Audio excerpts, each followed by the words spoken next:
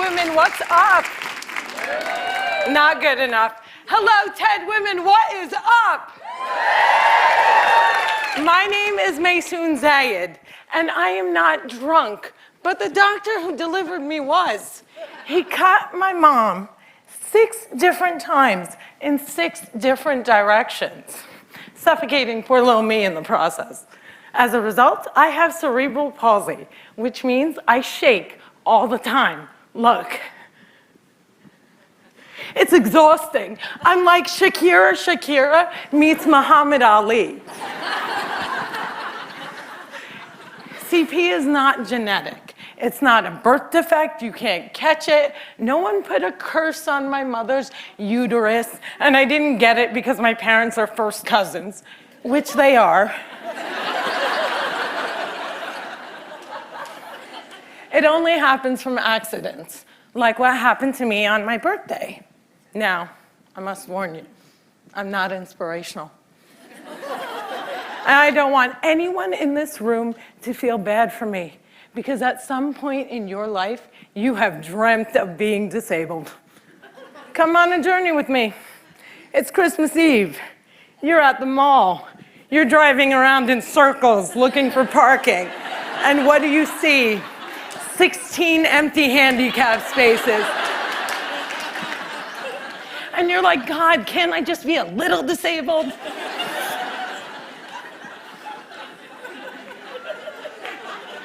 Also, I gotta tell you, I got 99 problems and palsy is just one. If there was an oppression Olympics, I would win the gold medal. I'm Palestinian, Muslim, I'm female, I'm disabled, and I live in New Jersey.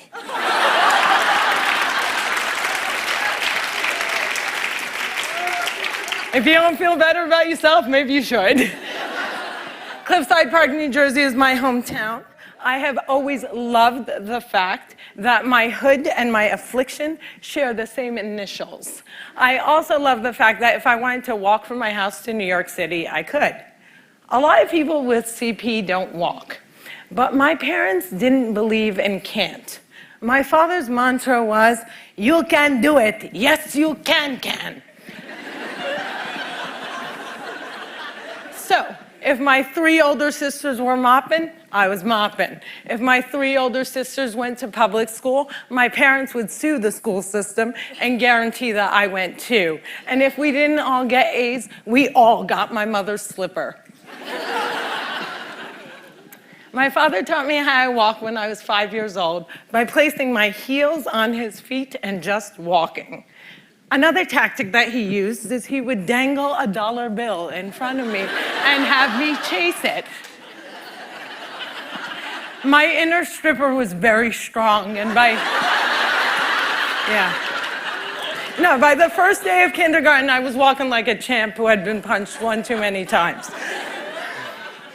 Growing up, there were only 6 Arabs in my town, and they were all my family. Now there are 20 Arabs in town, and they are still all my family. I don't think anyone even noticed we weren't Italian.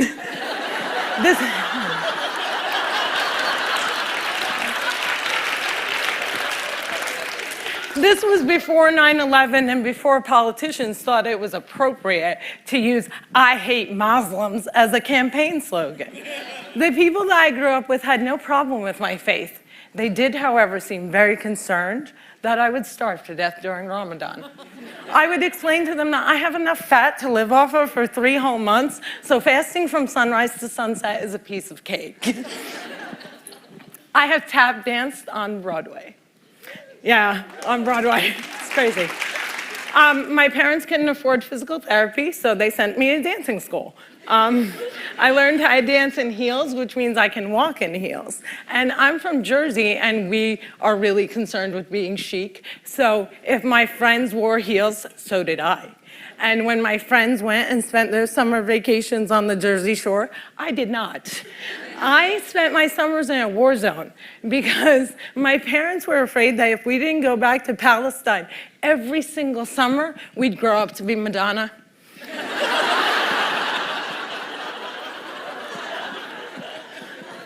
Summer vacations often consisted of my father trying to heal me. So I drank deer's milk, I had hot cups on my back, I was dunked in the Dead Sea, and I remember the water burning my eyes and thinking, it's working, it's working. But one miracle cure we did find was yoga. I have to tell you, it's very boring. But before I did yoga, I was a stand-up comedian who can't stand up. And now I can stand on my head. My parents reinforced this notion that I could do anything, that no dream was impossible. And my dream was to be on the daytime soap opera General Hospital. I went to college during affirmative action and got a sweet scholarship to ASU, Arizona State University, because I fit every single quota. I was like the pet lemur of the theater department. Everybody loved me. I did all the less than intelligent kids' homework. I got A's in all of my classes, A's in all of their classes. Every time I did a scene from The Glass Menagerie, my professors would weep. But I never got cast. Finally, my senior year, ASU decided to do a show called They Dance Real Slow in Jackson. It's a play about a girl with CP. I was a girl with CP. So I start shouting from the rooftops, I'm finally gonna get part. I have cerebral palsy. Free at last, free at last. Thank God almighty I'm free at last. I didn't get the part. Sherry Brown got the part. I went racing to the head of the theater department, crying hysterically like someone shot my cat, to ask her why. And she said it was because they didn't think I could do the stunts. I said, excuse me, if I can't do the stunts, neither can the character.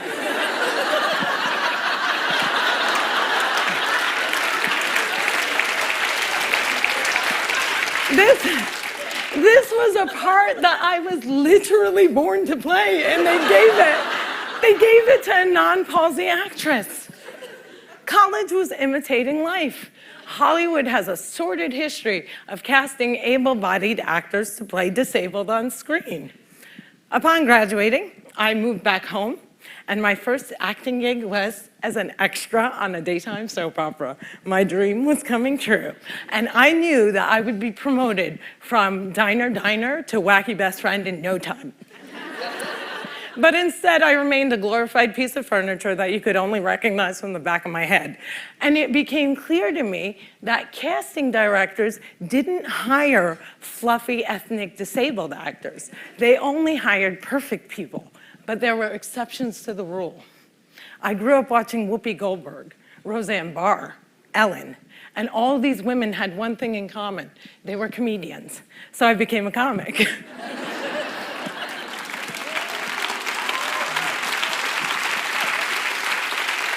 My first gig was driving famous comics from New York City to shows in New Jersey. And I'll never forget the face of the first comic I ever drove when he realized that he was speeding down the New Jersey Turnpike with a chick with CP driving him. I performed in clubs all over America, and I've also performed in Arabic in the Middle East, uncensored and uncovered. Some people say I'm the first stand-up comic in the Arab world. I never like to claim first, but I do know that they never heard that nasty little rumor that women aren't funny and they find us hysterical. In 2003, my brother from another mother and father, Dean Obidallah, and I started the New York Arab American Comedy Festival, now in its 10th year.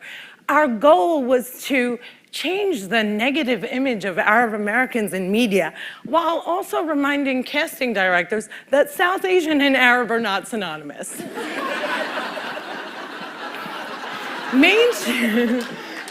Mainstreaming Arabs was much, much easier than conquering the challenge against the stigma against disability. My big break came in 2010. I was invited to be a guest on the cable news show Countdown with Keith Olbermann. I walked in looking like I was going to the prom, and they shuffle me into a studio and seat me on a spinning rolling chair. So I looked at the stage manager and I'm like, excuse me, can I have another chair? And she looked at me and she went, 5, 4, 3, 2, and we were live, right? So I had to grip onto the anchor's desk so that I wouldn't roll off the screen during the segment. And when the interview was over, I was livid. I had finally gotten my chance and I blew it. And I knew I would never get invited back. But not only did Mr. Oberman invite me back, he made me a full-time contributor and he taped down my chair.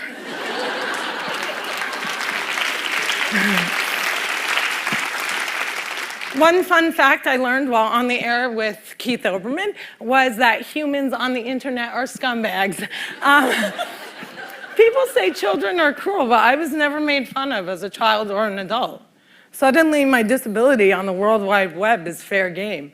I would look at clips online and see comments like, yo, why is she tweaking? Yo, is she retarded? And my favorite, poor Gumby-mouthed terrorist, what does she suffer from? We should really pray for her.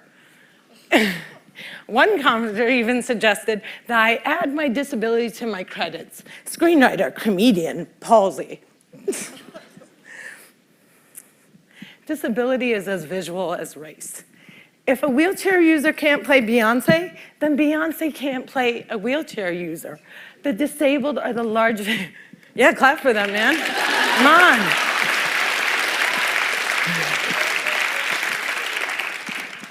People with disabilities are the largest minority in the world, and we are the most underrepresented in entertainment.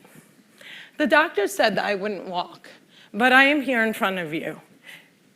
However, if I grew up with social media, I don't think I would be. I hope that together we can create more positive images of disability in the media and in everyday life. Perhaps if there were more positive images, it would foster less hate on the internet. Or maybe not. Maybe it still takes a village to teach our children well.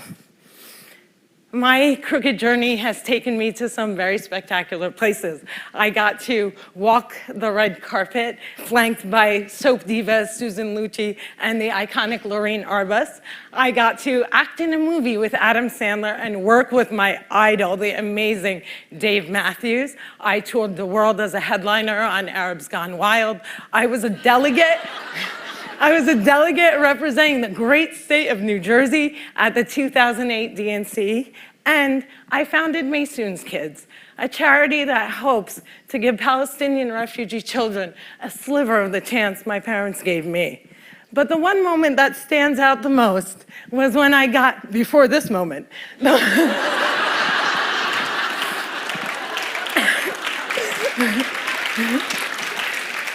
but the one moment that stands out the most was when I got to perform for the man who flies like a butterfly and stings like a bee, has Parkinson's and shakes just like me, Muhammad Ali.